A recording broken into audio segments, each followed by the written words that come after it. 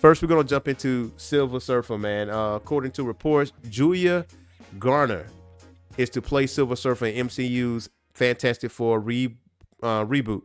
Now, it says that Julia Garner has been boarded of the cast of the Fantastic Four, tapped to play a major role in anticipated film. She will be joining previously announced cast of Pedro Pascal, Vanessa Kirby, Joseph Quinn, and Ebon Moss-Baccarat. And per Deadline, she'll be playing MCU's version of Shala Ball, which is the female version of Silver Surfer. Now, she made her debut in 1968's Silver Surfer #1, and she was the love interest of Norrin Radd, which we know as the Silver Surfer. Silver Surfer, right. Before I go further, man, what you got with this, Boogie Blands? How you feel about this? Have you seen Ozark? No, I have not seen Ozark, but I've heard things. Ozark is. Have you seen Breaking Bad? Bits and pieces. Bruh. Yeah. Bruh, you fucking up, bruh. Okay, Bro. wait. Wait a minute. What about Okay, what you got? what about what was that one that we just got done watching? It's a series like that. It's like Breaking Bad. It's like a cult, like a slow burn drama, right? Slow burn drama.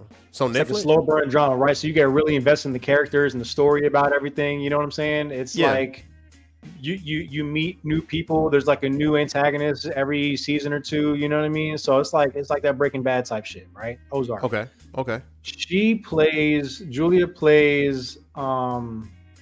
this curly haired woman that I can't even remember her name right now in Ozark. Yeah, see, Dustin knows.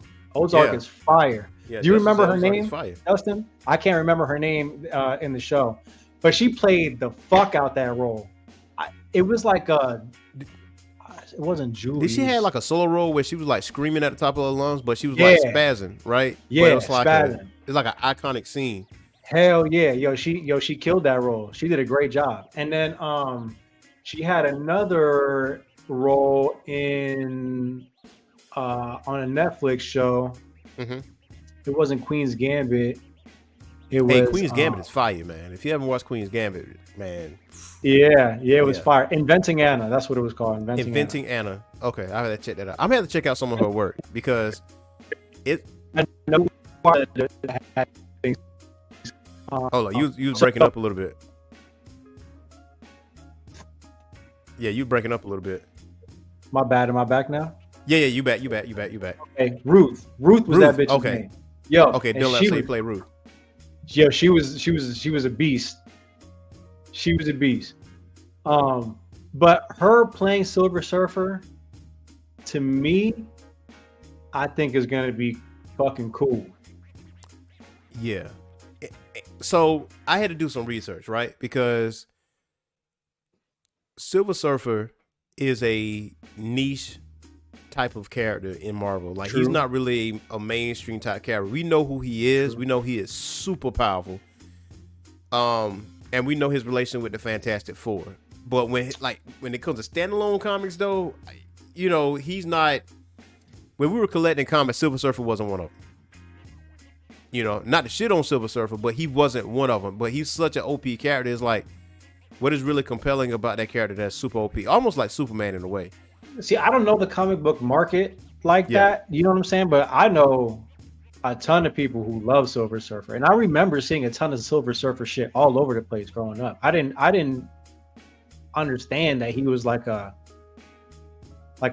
not very popular Marvel character. Yeah, I thought he was very popular. I mean, compared to like X-Men, Captain America, Spider-Man, Incredible Hulk, stuff like that, I think he got overshadowed. But his abilities, though, is like the power cosmic, because he has a portion of Galactus's, you know, powers or whatever, and Galactus's, you know, leaps and bounds is a very powerful character in Marvel. So for him, he's a tragic character too. There was a Silver Surfer animated series that was on Fox. It only lasted for a season, but it kind of gives you an idea on what Silver Surfer is. Like, he made a deal with Galactus. Galactus gave him powers, but Galactus is not really a bad guy. He's hungry. you got to feed him. You got to feed on planets. So Surfer try to find like dead planets and for him to eat. That way it satisfies his hunger versus like going to heavily populated planets because he's not that type of person. But anyway, so with this character, I had to do some research on like, was there ever a female Silver Surfer? And it was.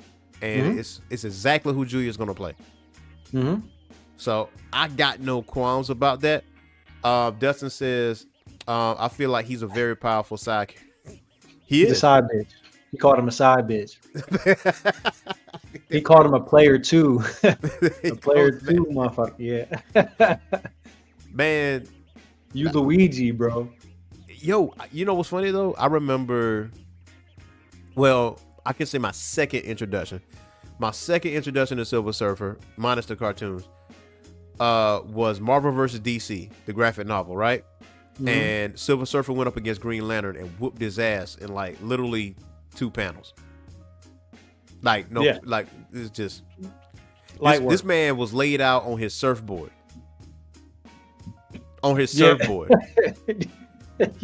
like, he just beat me and my shit out of Green surfboard, Lantern. bro. Yeah. It was like, it was nothing left. It was nothing left. He was just like, I mean, you saw like little green smoke like emanating from Silver Surfer, but he was unfazed by it. He was like, sorry, fella. You know, you went up against a real one. That's what happened. And hey, Duke say Falco says Silver Surfer NES game was his first. Let me tell you about that game, yo. That game is ridiculous. You hear me? Ridiculous. I remember that game being hard as fuck. Very, very. Yeah, I remember that game being super fucking hard, bro. And I don't know if it was just because I was a kid or what, but damn, that shit.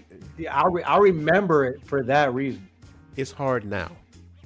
It's hard now. It's just. It's just hard. It didn't make any sense whatsoever, man. I mean, you put that in the same vein as Battletoads. Shit is ridiculous. Oh yeah. Like. And we thought we was doing something since we had Silver Surfer, you know. Oh shit, Marvel, you know, we get it, we get our ass smacked. Yeah, earn first that. Level. Earn level. That. Yeah, you got to come in there. Ain't nothing free around here. Exactly. You thought this was a game? This is serious. You thought it was sweet? You better play this game, bro. Right. Hours. This ain't Nintendo video game system. This you Nintendo entertainment system, bro. Yeah. Right. Get good. Perfect your craft, bro. I don't know anybody that has beaten that game, to be honest. Like, ever. I don't know either.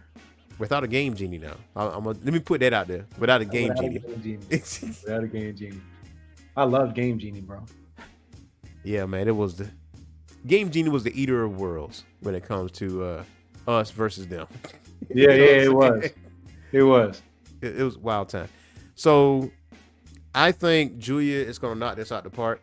I have no qualms about Julia playing like female Silver Surfer, mainly based off the comics itself. It was some people that was upset, like, "Oh, were you trying to cater to like a certain coach?" I'm like, that could have been a valid argument if there wasn't a female Silver Surfer in the comic books, but there is. I mean, there were. Right. And it was Shala Ball. So, and Julia's playing her. So what else you got? And I think like in her previous roles, you know what I mean? Like she has an ability to convey intensity and vulnerability and like morally gray characters. Mm-hmm. You know what I'm saying? So I feel like just that in itself will bring another audience to come watch the film. Yeah. I think it's going to turn out really well. I think it's going to turn out, especially in today's climate. You know what I mean? I think it'll turn out well. Now, I will say that we are probably the most critical fan base ever.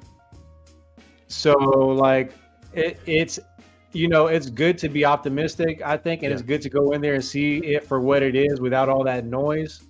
Because sometimes I think that criticism does fuck it up for some movies. You know what I'm saying? Like, people would be like, "Oh, this movie trash. It wasn't this. It wasn't this. They didn't do this." And then, like, you watch a movie and you're like, bro, you're like, not that they're wrong in a lot of shit that they're saying, but it's a little bit like overly critical for like a film adaptation. in my opinion. I think that when people's minds made up that a movie is trash before they even see it, Yeah. they're gonna say it's trash regardless, no matter because they don't want to be wrong. Mm-hmm. You know what I'm saying? They Yeah. don't want to admit that I'm wrong. That damn, I went on this soapbox. I went on this escapade saying this movie's trash, and then here I am. Damn, this movie's good, but I can't say that though. I gotta stick to my gun. Yeah, exactly. You know what I'm saying? Exactly. I gotta stick with my plan, my stance. Now, to be honest though, you don't have to do a whole lot for this new Fantastic Four movie to be better than the last Fantastic Four movies. You gotta do a whole lot. And to what you said earlier, it's not like a whole bunch of people know about Fantastic Four anyway. It's like you could probably just take whatever direction you want, to be honest. And shit, man, come on now, Fantastic Four, the first. Well, I mean, Silver Surfer, maybe not Fantastic Four, but Silver Surfer itself, Silver Surfer in itself. That's what I meant. Yeah, and Dustin says, or that it doesn't follow the comic book to a T. Yeah, that's what I'm saying. Movie, which is crazy. Yeah, because like that's what I'm saying. Why is this supposed? Read the comic book then. Yeah, read the comic book. I think what MCU did with Phase 1, Phase 2, and even with Phase 3 is that they happily blend comic book lore and lore for a newcomer that never read the comic book in their life perfectly together. And they put Easter eggs in these movies. And it was like, oh, yeah, I remember that. I remember this. Like, it wasn't 100% comic book accurate, but we enjoyed them just the same. Like, Winter Soldier is still my top 3 MCU movie. Like, I love Winter Soldier. Like, that joint was fire to me. But, like, with Fantastic Four. That was a good movie. Like, the one with Chris Evans, the first one.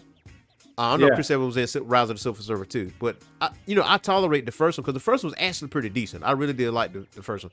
The Rise of the Silver Surfer, though, when you had that big ass dust cloud as Galactus, let me tell you something. I was that shit pissed me off. Easily that shit pissed me off. Oh man! And Falco said Fantastic Four was terrible. Had so much potential. Yo, and the latest one they did with Michael B. Jordan as I think it was Human Torch. I was like, I tried watching it. I couldn't finish it. Tragic.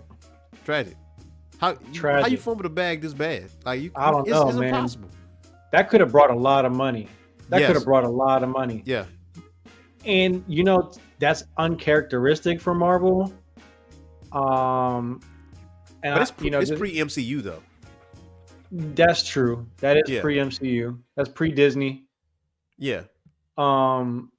So I don't know. Maybe now moving forward, like it'll have a different tone. You know what I mean? And they'll just have a different role or their own role in the MCU. Well, I think they're going to be in a different universe. I know they're still dabbling into the multiverse because you can't really. That's what I'm saying. You can't really explain where the Fantastic Four was the whole time because they're based in New York. So when the aliens showed up in New York back in 2012, where were they? You know what I mean? And so the Baxter Building, the X-Men, New York. You know what I'm saying? Like they wasn't around. So you have to go into like a different universe to make them exist, or whatever the case may be. And I feel like that's the direction where they're going. But I feel like this Fantastic Four movie is going to be leaps and bounds better than any Fantastic Four movie we've seen. The most terrible one though is the one from the 90s. That movie is garbage. Like garbage. You feel trash? Me? Landfill. I didn't see that one. Don't Don't do it. Don't do it unless you you want to torture yourself. Go ahead and do that, bro. I don't have any interest in doing that. But I'm talking worse than. No, I can't say it's worse than Dragon Ball Evolution. I can't say that. But it's in the same level. That was a hot mess. It's on the same level. It's definitely on the same level, man. Like it's on YouTube for free, I think. And did we talk about this before? Just real quick side conversation. I think we might have talked about this real quick. Which was a worse film adaptation? Was it Dragon Ball or was it Avatar? Dragon Ball.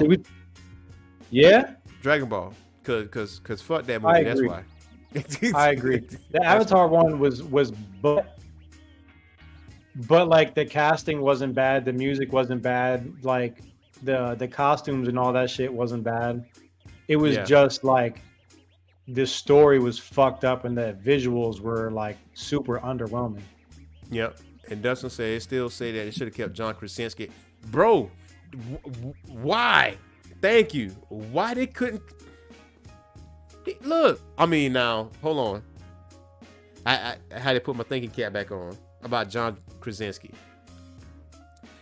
That Mr. Fantastic wouldn't have got worked like that by Scarlet Witch. He wouldn't have, because that man is like one of the smartest man, if not the smartest man in Marvel. Like he's smarter than that. Work like that. It is no way he would just aired out his, the weakness or whatever the case would be. He just outwardly say that, like, I can't see him saying that. But him cast as Mr. Fantastic though, that would have been great. That would have been great. Yeah.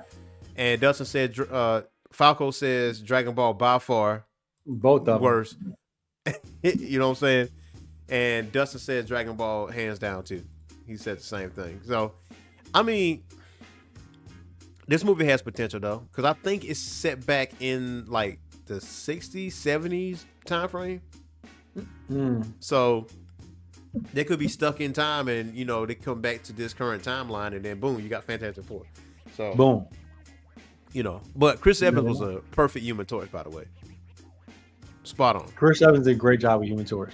Yeah, him and is it Anthony Mack? Not Anthony Mackie, because I forgot his name though. He played Vic Mackey in The Shield. The one who played the Thing. That was a perfect little combo. Oh. Perfect combo for Human Torch and Thing. Like that was on point. But I mean, with Phase 4, 5, it's been a little bit on a decline. Superhero exhaustion. I think they were lazily putting stuff together. But X-Men 97 putting them back on the map though, as far as Marvel is concerned. Like, you look at the level of looks that X-Men 97 got. Like, this is where you need to follow. Mutants is your next big thing. You better go over there to Mutants, because for real. And like people been waiting for that.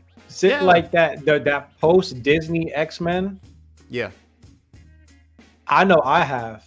Yeah. I can't wait for that shit. I need that. Yeah, I need that post Fox and post Fox. I need that. And I'm always give credit where credit is due. If it wasn't for Blade, I feel like we wouldn't have an MCU, to be honest. Yeah. I feel, and Falco said he agreed. Say what you said, bro. Yeah, X-Men 97 been good. It has been good. What for Blade? Blade paved the way. Blade paved the way for superhero movies to be successful. Like except for Blade Trinity. Blade Trinity was kind of shaky, but